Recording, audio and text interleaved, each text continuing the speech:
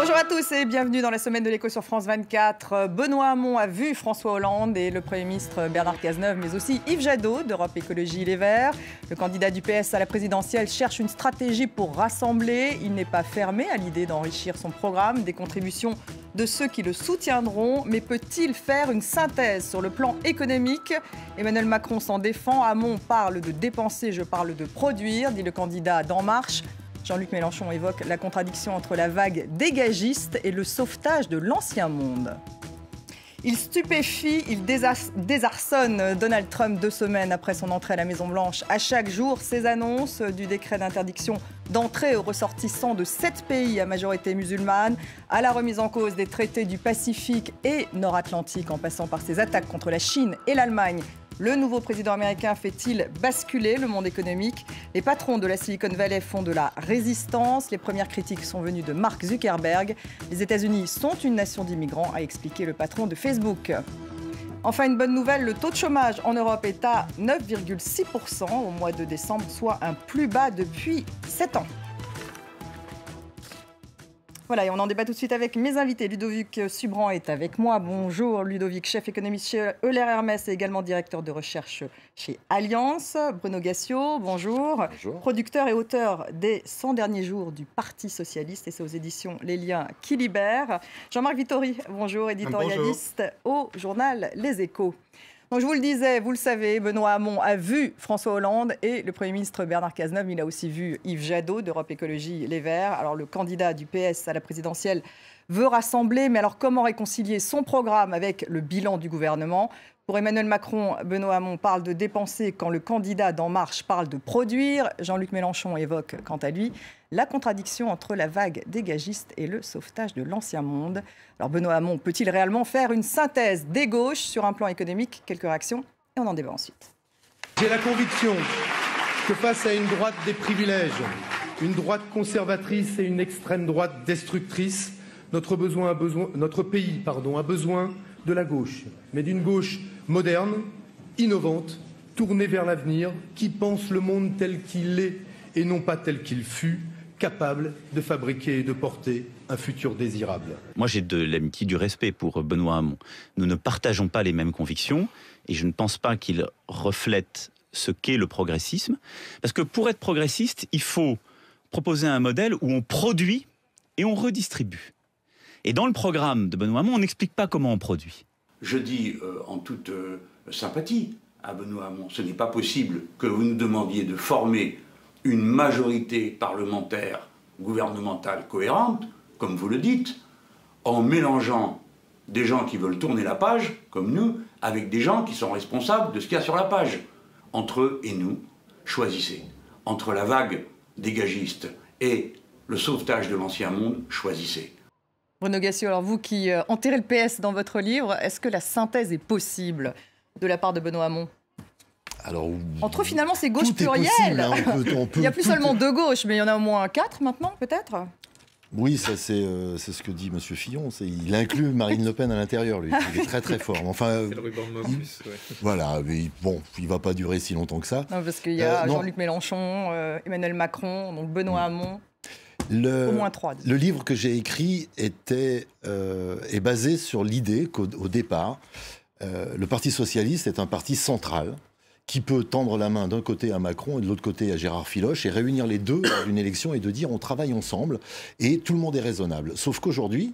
C'est terminé. Ben oui, parce qu'il y a Mélenchon d'un côté qui ne reviendra jamais au PS et Macron de l'autre côté qui a un plan marketing extraordinaire, c'est-à-dire qui donne aux gens ce qu'ils ont envie d'entendre et qui cavale devant.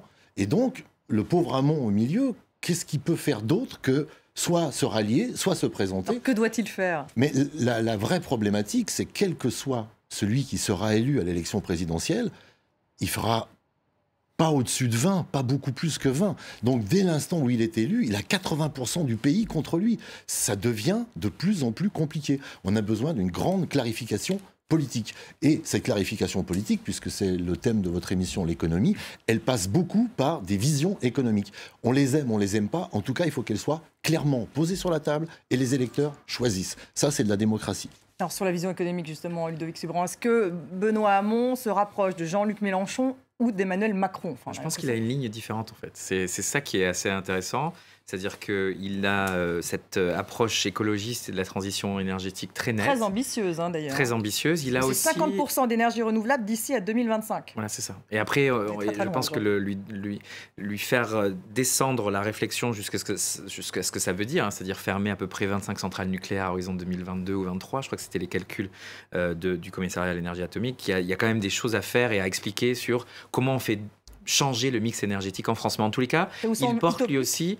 Dites-moi. Ça vous semble utopique ? Non, je pense juste que je pense que ça porte une certaine espérance sur le mix énergétique français. Je pense qu'en effet, on le voit, on atteint aujourd'hui les limites d'un monde qui promet et qui n'arrive pas à délivrer. Et donc sur la transition énergétique, on l'a vu en Allemagne avec Energie22, les Allemands continuent d'être le pays le plus carboné.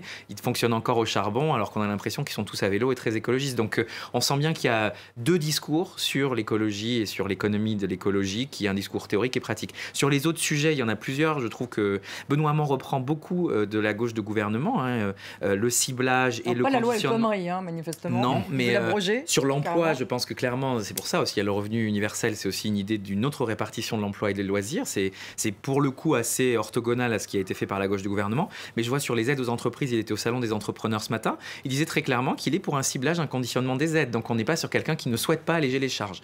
Donc tout ça pour dire que je pense...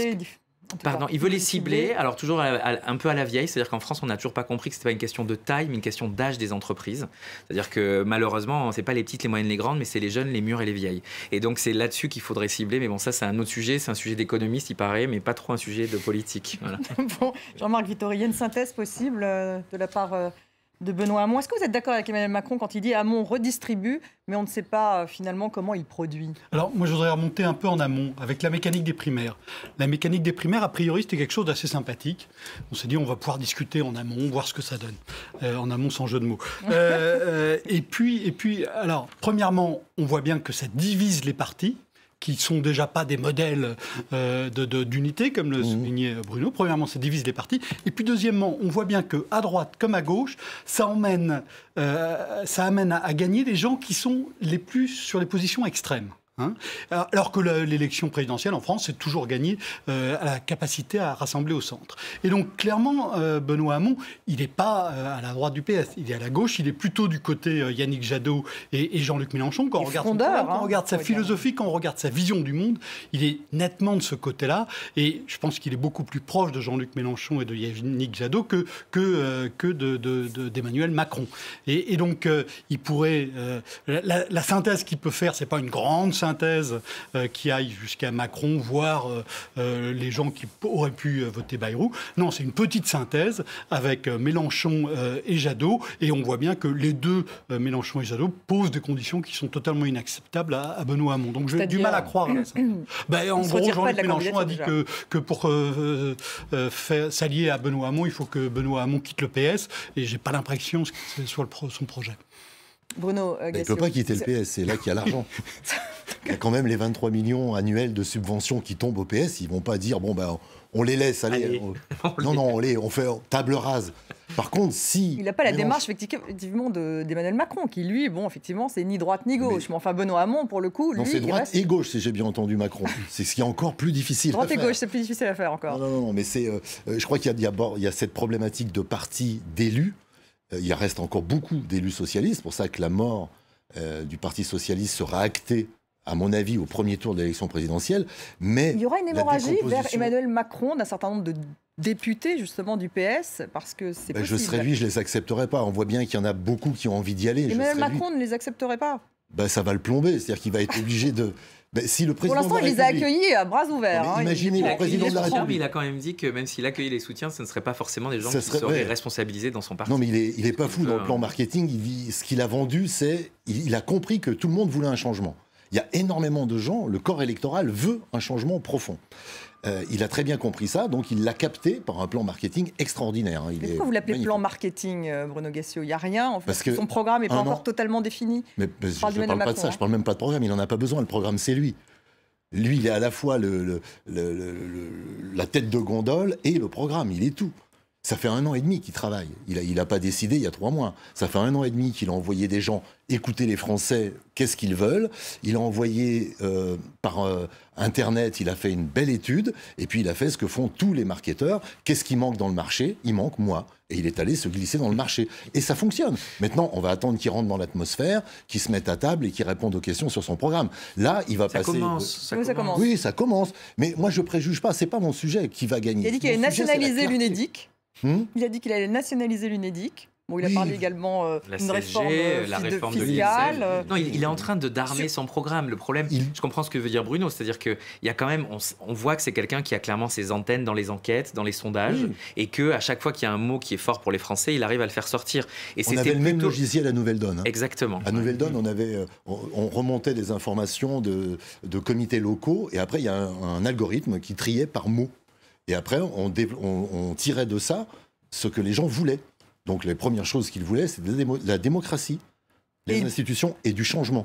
C'est exactement ce qu'il est en train de faire. Donc on l'attend sur son programme en fait. Non, moi je trouve qu'on est dur en disant qu'il n'y a pas de programme, parce qu'il y a des choses. C'est juste que c'est vrai que si vous regardez le début de la séquence politique, il y avait quand même Juppé, 3 bouquins, Bruno Le Maire, 1000 pages. Hein, et là on est passé à un truc complètement ubérisé. C'est-à-dire qu'il donne des grandes lignes de fuite et après il attend que les gens... Alors il a dit qu'on en saurait plus fin février, donc on verra. En tout cas on se retrouve dans la deuxième partie de l'émission après les infos. Reste avec nous.